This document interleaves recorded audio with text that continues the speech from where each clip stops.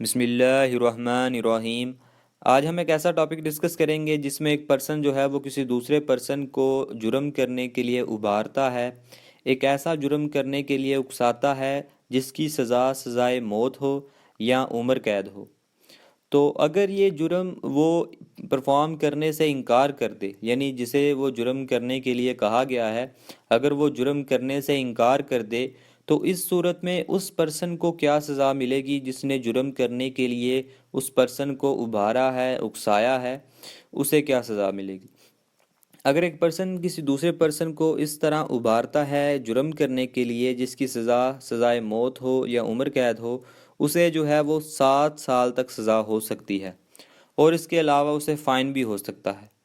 اور اگر وہ پرسن جسے جرم کرنے کے لیے اکسایا گیا ہے وہ کوئی بھی ایسا ایکٹ کرتا ہے، کوئی بھی ایسا فیل کرتا ہے جس کی وجہ سے اس پرسن کو جو ہے وہ کسی قسم کا نقصان پہنچ جاتا ہے، یعنی جس کو قتل کرنا تھا یا جس کو جو ہے وہ نقصان پہنچانا تھا، اگر وہ پرسن جو ہے وہ زخمی ہو جاتا ہے اس کے کسی بھی ایکٹ کی وجہ سے، تو اسے جو ہے وہ کون سی سزا ملے گی؟ اسے جو ہے وہ 14 سال تک سزا ہو سکتی ہے، اور اسے جرمانہ بھی ہو سکتا ہے۔